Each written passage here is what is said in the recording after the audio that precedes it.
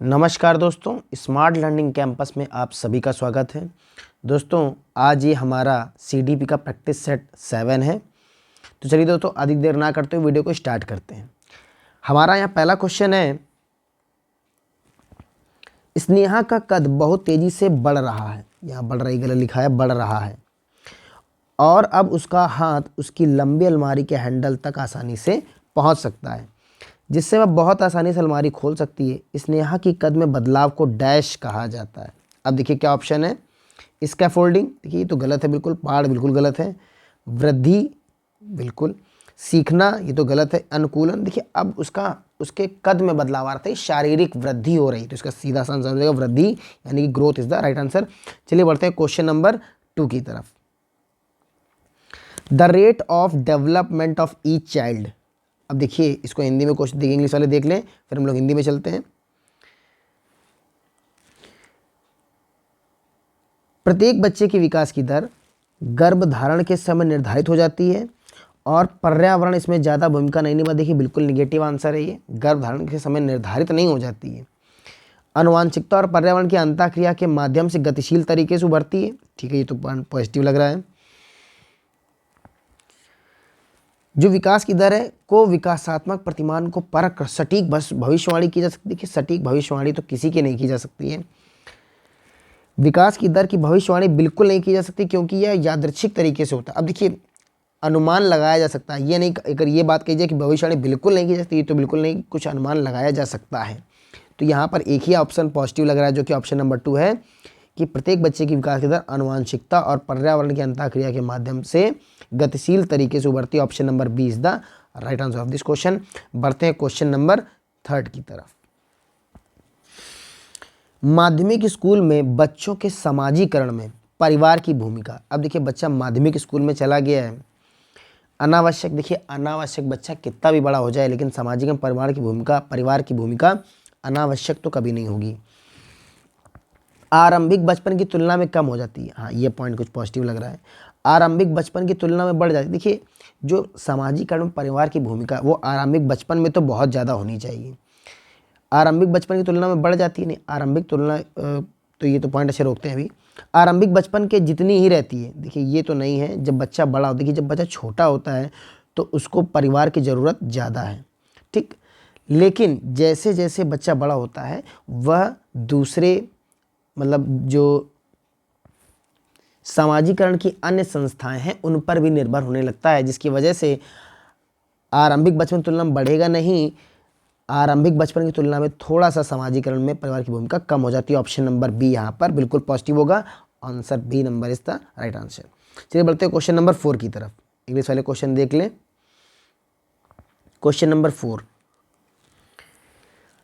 तो देखिए जो कथन है वो है, जीन पियाजे के सिद्धांत की एक प्रमुख आलोचना उनके द्वारा दिया गया विचार है कि बच्चे सक्रिय प्राणी हैं। ठीक है, अब देखिए दोस्तों यहाँ पर क्या दिया है कि उनके द्वारा दिया गया विचार है कि बच्चे सक्रिय प्राणी। देखिए जीन पियाजे ने विचार जो दिया था वह यह दिया था कि बच्चे सक्रिय विद्यार्थी हैं, ना कि प्राणी।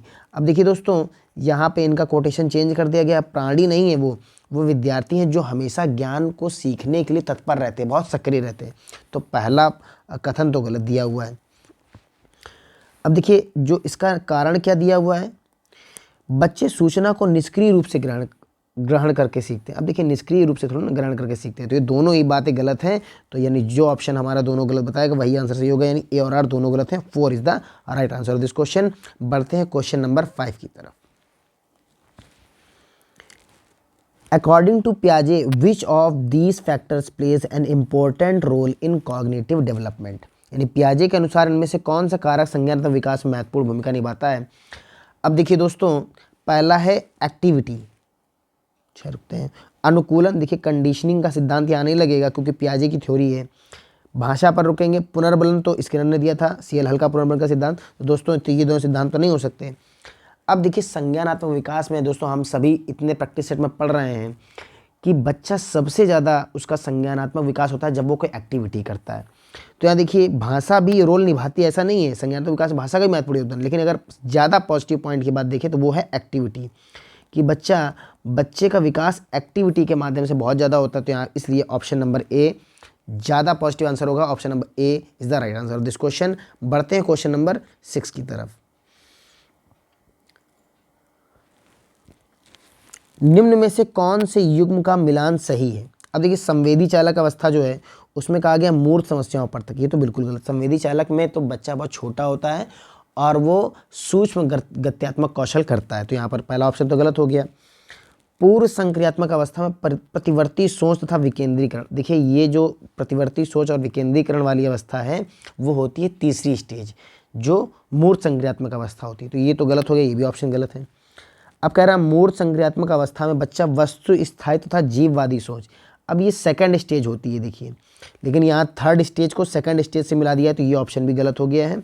इसलिए एक ही ऑप्शन बचता है औपचारिक संक्रियात्मक, जिसे मूर्त संक्रियात्मक अवस्था भी कहते हैं, सॉरी अमूर्त संक्रियात्मक अवस्था भी कहते हैं, वहाँ अमूर्त सोच विकसित हो जाती है। बिल्कुल सही, option number 4 is the right answer of this question. बढ़ते हैं क्वेश्चन नंबर 7 की तरफ।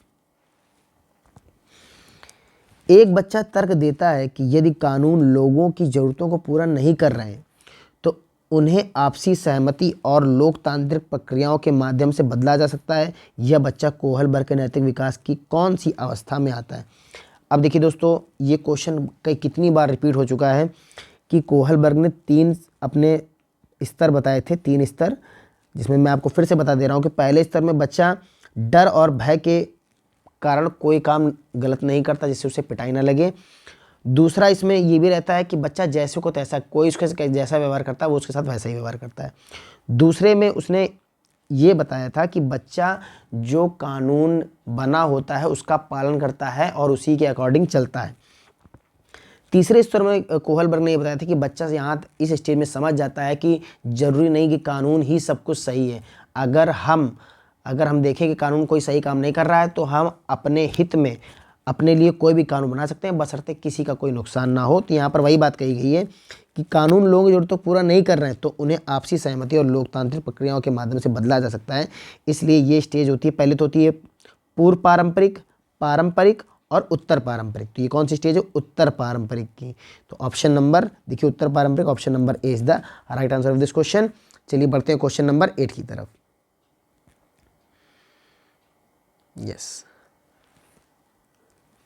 ले वाइगोस्की के अनुसार अर्थपूर्ण सीखने के लिए शिक्षकों को बच्चों को क्या करना चाहिए? पाठ प्रदान करना चाहिए, ठीक है, ये बात तो कही थी ले वाइगोस्की ने, आगे देख लेते हैं। का अनुकूलन सुनिश्चित करना चाहिए, देखिए ये कोई थ्योरी नहीं है वाइगोस्की की। को इनाम देने चाहिए, ये तो बिल्कुल निगेटिव पॉइंट है। सजा देनी चाहिए, बिल्कुल निगेटिव है। देखिए इसका फोल्डिंग पाड़, ये किसने सिद्धांत दिया था? ले वाइगोस्की ने, इसलिए option number A is the right answer of this question. बढ़ते हैं क्वेश्चन नंबर 9 की तरफ।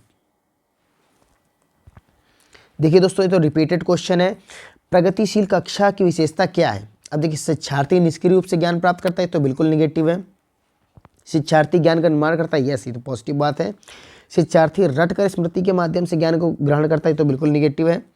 शिक्षार्थी अधिकतर अनुकरण करके सीखता है, नकल करके सीखता है, तो बिल्कुल गलत है, अधिकतर नहीं, वो बहुत चीज़ें खुद से भी सीखता है। तो देखिए तीनों ऑप्शन निगेटिव है, एक ही ऑप्शन हमारा पॉजिटिव है जो कि ऑप्शन नंबर बी, शिक्षार्थी ज्ञान का निर्माण करता है, बिल्कुल सही है। बढ़ते हैं क्वेश्चन नंबर 10 की तरफ।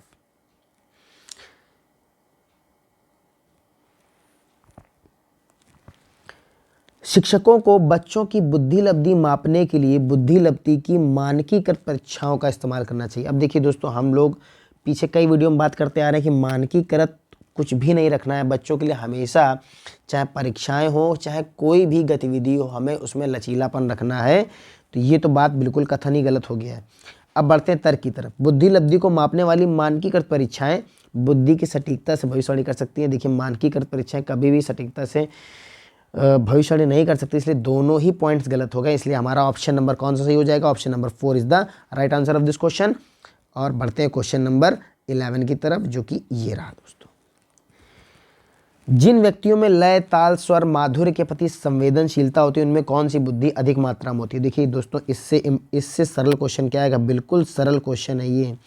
लय, ताल, स्वर, सीधे हम लगा सकते हैं कि ये बुद्धि होगी कौन सी? देखिए, संगीत में बुद्धि, शारीरिक गति होगी नहीं, अंतर व्यक्तित्व होगी नहीं, भाषाई बुद्धि होगी नहीं। तो option number A is the संगीत में बुद्धि is the right answer of this question. बढ़ते हैं क्वेश्चन नंबर 12 की तरफ।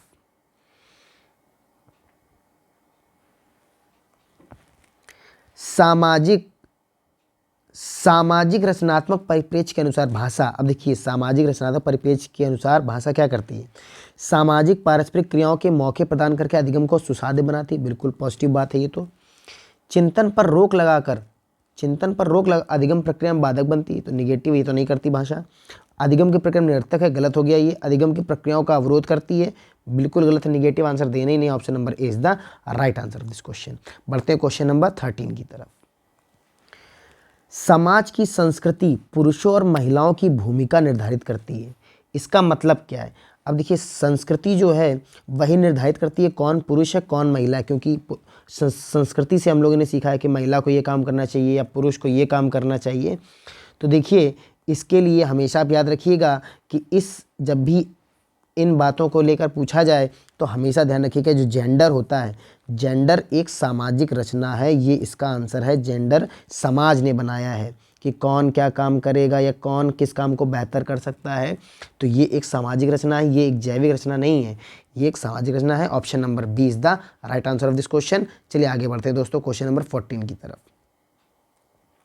अब देखिए असेसमेंट, आकलन जो है क्या है, सीखने को सुनिश्चित करने के लिए तनाव और तनाव उत्पन्न करने के लिए करना चाहिए, बिल्कुल नहीं, ये तो निगेटिव बात है। आकलन से सीखने सिखाने की प्रक्रिया को बेहतर बनाने में मदद मिलनी चाहिए, बिल्कुल ऐसा आकलन होना चाहिए कि प्रक्रिया को बेहतर बनाने में मदद मिले। बच्चों के नामीकरण और वर्गीकृत करने के लिए अच्छी रणनीति, तो बिल्कुल गलत है, हमें बच्चों का वर्गीकरण करना ही नहीं है किसी भी चीज़ को बेश मान के। आकलन को बच्चों में प्रतिस्पर्धा की भावना को सक्रिय रूप में बढ़ावा देना चाहिए, हमें कभी भी स्कूल में कंपटीशन की भावना नहीं बनानी है। तो ये तीनों पॉइंट गलत हो गए, क्या ऑप्शन सही, option number B is the right answer. चलिए बढ़ते हैं क्वेश्चन नंबर 15 की तरफ। सतत और व्यापक मूल्यांकन सुनिश्चित करने के लिए शिक्षकों को क्या चाहिए। अब देखिए शिक्षकों को चाहिए योगात्मक मूल्यांकन का प्रयोग करें। देखिए योगात्मक मूल्यांकन साल के अंत में केवल होता है, तो इसका प्रयोग करें, ठीक करें। तो चलिए देख लेते हैं। रचनात्मक मूल्यांकन का प्रयोग करिए, देखिए पूरे साल के दौरान होता है, बीच बीच में होता रहता है कि बच्चे ने क्या सीखा और बच्चे को किस गलती को दूर करना है, तो ये तो बहुत पॉजिटिव। रचनात्मक मूल्यांकन को तो हमें बहुत प्रायोरिटी देनी है अपने आंसर्स में। केवल शैक्षिक पहलुओं पर ध्यान देना चाहिए, तो बिल्कुल गलत है। केवल पेपर पेंसिल वस्तु इस प्रकार के परीक्षण के उपयोग पर ध्यान दें, बिल्कुल गलत हो गया। दो ऑप्शन बनते हैं, तो एक है योगात्मक मूल्यांकन करना चाहिए, लेकिन इससे भी अच्छा जो मूल्यांकन वो है रचनात्मक मूल्यांकन। Option number B is the right answer of this question. चलिए दोस्तों बढ़ते हैं अगले क्वेश्चन की तरफ। दोस्तों प्लीज़ अगर आपको वीडियो अच्छी लग रही हो तो ज़रूर चैनल को सब्सक्राइब कर दें और वीडियो को लाइक ज़रूर करें, क्योंकि आप पढ़ने में इतने मगन हो जाते हैं कि वीडियो को लाइक करना भूल जाते हैं। दोस्तों इसे ज़रूर लाइक और शेयर सब्सक्राइब कर दें। चलिए बढ़ते हैं क्वेश्चन नंबर हमारा 16 की तरफ। समावेशन के बारे में कौन सा कथन सही नहीं है। अब देखिए मैं यहाँ निगेटिव पॉइंट बताना है। देखिए यह समावेशन व अपवर्जन को परस्पर जुड़ी प्रक्रियाओं के रूप में देखता है, समावेशन और अपवर्जन को परस्पर जुड़ी प्रक्रियाओं के रूप में देखता है, ठीक है, पॉइंट तो पॉजिटिव है। समावेशन केवल एक खास वर्ग के व्यक्ति जो दिव्यांग हैं उनकी जरूरतों के अनुरूप पाठचर्या के अनुकूलन पर केंद्रित है। देखिए दोस्तों यहाँ पर ये पॉइंट तो निगेटिव लग रहा है, और देख लेते हैं। समावेशन से सभी विद्यार्थियों को लाभ मिलता है, तो बिल्कुल बात सही है, तो बिल्कुल पॉजिटिव बात है। इस प्रक्रिया में स्कूल सभी विद्यार्थियों को विशिष्ट व्यक्तिगत रूप में देखते हैं, बिल्कुल पॉजिटिव बात है। इसलिए देखिए एक निगेटिव पॉइंट है, ये सबसे ज़्यादा जो कि हमारा आंसर होने वाला है, क्या नाम है इसका, समावेशन केवल एक खास वर्ग के व्यक्तियों जो दिव्यांग हैं उनकी जरूरतों के अनुरूप पाठचर्या के अनुकूलन पर केंद्रित है। Option number B is the right answer. बढ़ते हैं क्वेश्चन नंबर 17 की तरफ। चलिए दोस्तों आप देखते हैं। विविध विद्यार्थियों की कक्षा में शिक्षकों को यथोचित स्वायत्ता देनी चाहिए, बिल्कुल ठीक बात है तो, और पाठचर्या और आकलन प्रणाली को लचीला बनाना चाहिए। देखिए बिल्कुल पॉजिटिव बात है ये, और बिल्कुल पॉजिटिव चीज़ है, तो ये गलत नहीं हो सकता, ये तो पॉइंट बिल्कुल सही है। अब हम देखते हैं इसका तर्क क्या है। बच्चे बेहतर सीखते हैं जब प्रभुत्व लेते हैं और उनके सीखने की ज़रूरतों का समायोजन होता है। देखिए दोनों ही बातें बिल्कुल पॉजिटिव हैं, और जो रीज़न है वो भी बिल्कुल सही दिया गया है कि जब बच्चे स्वतंत्र होते हैं सीखने में और उनकी पाठचर्या आकलन प्रणाली को लचीला बनाया जाता है, तो बच्चे बेहतर सीखते हैं और प्रभुत्व लेते हैं, उनके सीखने जरूरतों का समायोजन होता है। तो यहाँ पर ऑप्शन नंबर ए कि ए और आर दोनों सही हैं, और आर सही व्याख्या करता है कि बिल्कुल सही। Option number 1 is the right answer. चलिए दोस्तों बढ़ते हैं क्वेश्चन नंबर 18 की तरफ। कौन सा उदाहरण सांख्यिकी तकनीक का इस्तेमाल करते हुए विद्यार्थियों की गतिशीलता में मदद करेगा? अब देखिए दोस्तों, which of the following is an example of assistive technology to aid mobility. अब देखिए कुछ बच्चे ऐसे होते हैं जिन्हें चलने में असमर्थ होते हैं, जिन्हें चलने में दिक्कत होती है, उनके लिए यहाँ पर कौन सी ऐसी युक्ति है जो मदद करेगी?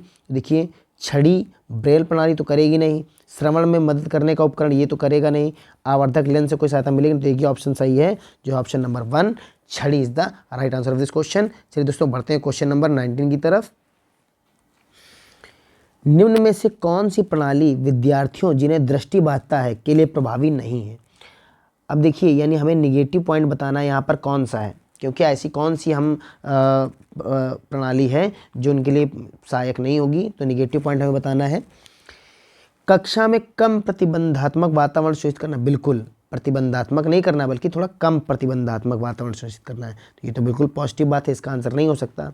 कक्षा में गैर जरूरी बाधाओं को हटाना, बिल्कुल हटा देना चाहिए, जो गैर जरूरी चीज़ें हैं, बाधाएं हैं, उनको हटाना चाहिए, तो ये तो पॉजिटिव पॉइंट है, हमारा आंसर नहीं हो सकता।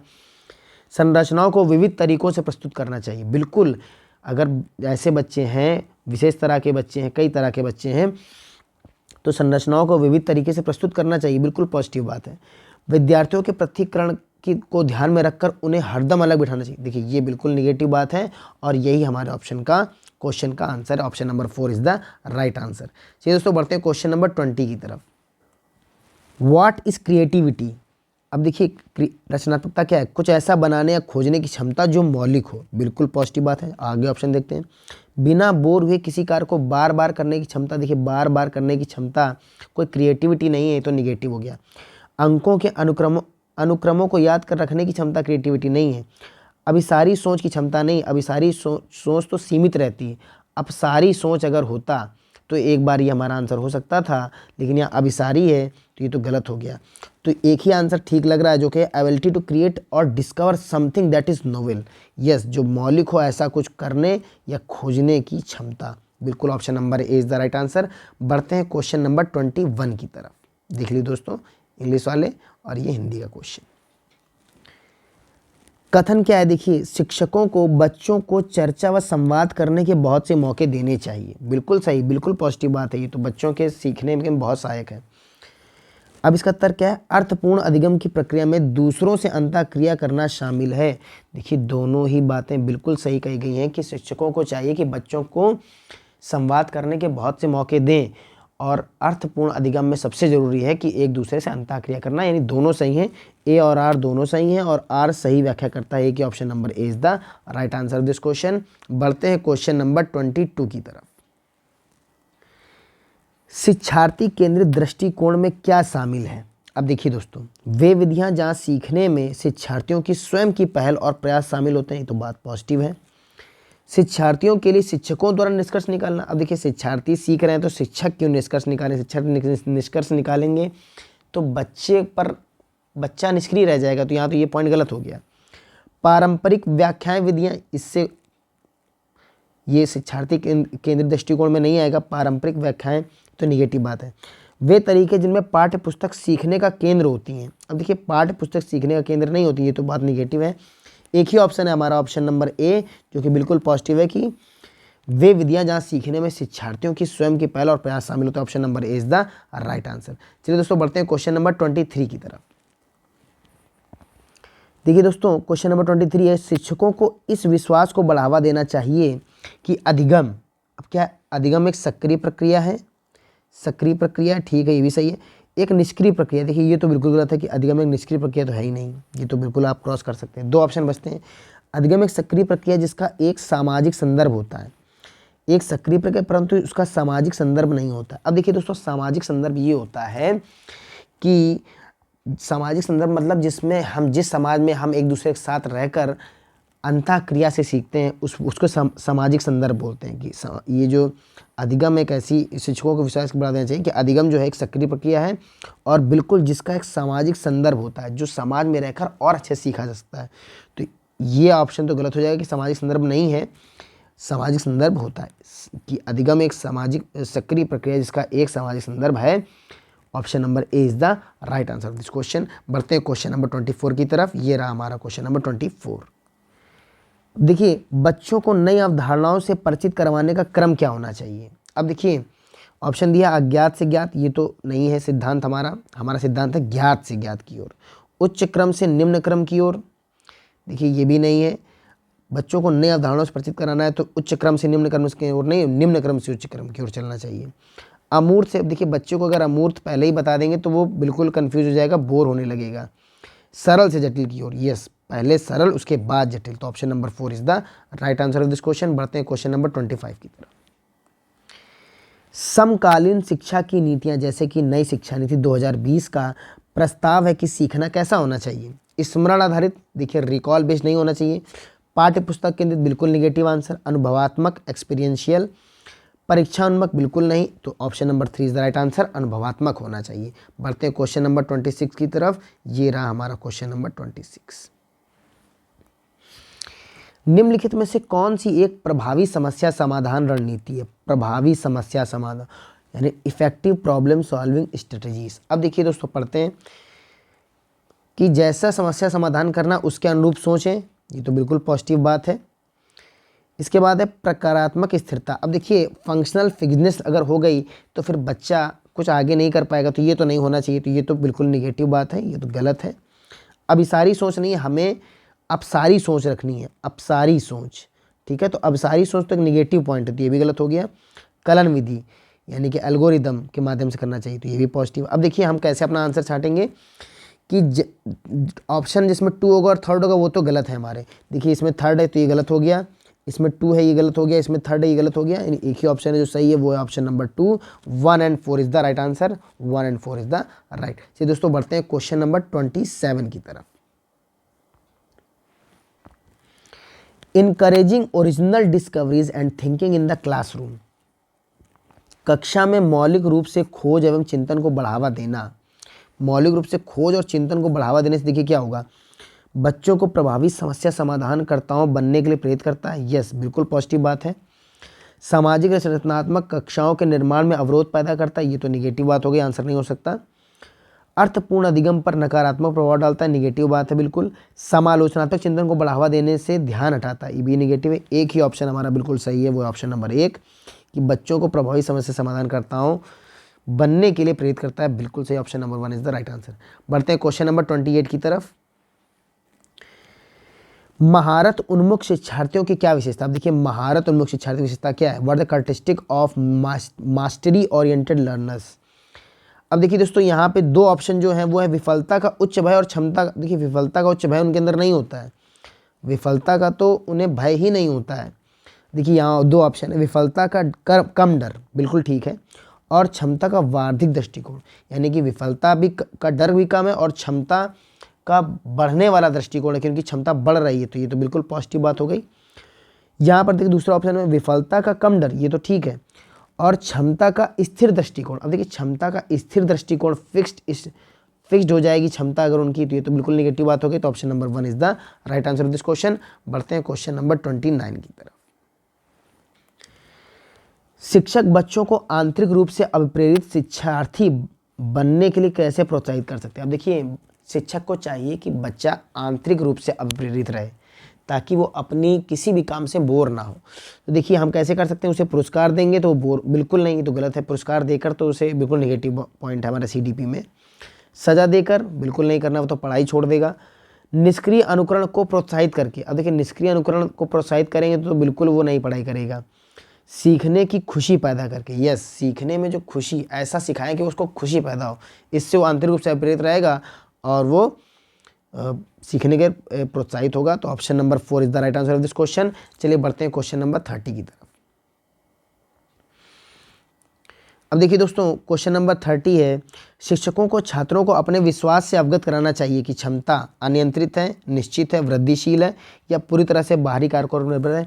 दोस्तों जैसा कि आप सभी जानते हैं कि लास्ट क्वेश्चन मैं आप सभी को होमवर्क में देता हूं और आप इसका आंसर हमारे कमेंट बॉक्स में देंगे। और अब दोस्तों हमने कल होमवर्क दिया था, हम उसका राइट आंसर बताना चाहते हैं। तो चलिए दोस्तों देखते हैं क्या क्वेश्चन था हमारा कल का होमवर्क। जी हाँ दोस्तों, तो ये हमारा होमवर्क था कि while teaching a concept, while teaching a concept it is important to avoid, यानी किसी भी अवधारणा का शिक्षण करते समय किस बात से बचना महत्वपूर्ण है। तो देखिए दोस्तों, अवधारणाओं के विभिन्न पहलुओं के मध्य संबंधितता स्थापित करना। देखिए हमें यहाँ निगेटिव आंसर देना है, क्योंकि किस बात से बचना चाहिए, तो निगेटिव, तो पॉजिटिव बात है। कारक प्रभाव संबंधों को रेखांकित करना, बिल्कुल पॉजिटिव चीज़ है। अवधारणाओं को गैर उदाहरणों के साथ प्रस्तुत करना, बिल्कुल हमें उन्हें निजी जीवन में जोड़कर भी उनके उदाहरण प्रस्तुत करने चाहिए, तो ये तो बिल्कुल पॉजिटिव बात है। संप्रत्यों को विषय वस्तु की जानकारियों के असंबंधित खंडों से, अब देखिए यहाँ पर असंबंधित खंडों के रूप में प्रस्तुत करेंगे तो बच्चा कंफ्यूज हो जाएगा, और यही निगेटिव ऑप्शन है, तो यही आंसर हमारा बिल्कुल सही हो जाएगा, क्योंकि हमें निगेटिव ही बताना था। Option number 4 is the right answer. तो चलिए दोस्तों, आज की ये वीडियो यहीं पर हम लोग समाप्त करते हैं। और दोस्तों बताइए, ज़रूर बताइएगा कमेंट में कि आपको वीडियो कैसी लगी। और दोस्तों जो होमवर्क क्वेश्चन में आपको दिया गया, ज़रूर उसका आंसर आप कमेंट बॉक्स में दें। दोस्तों मिलते हैं अगली वीडियो में, तब तक के लिए नमस्कार।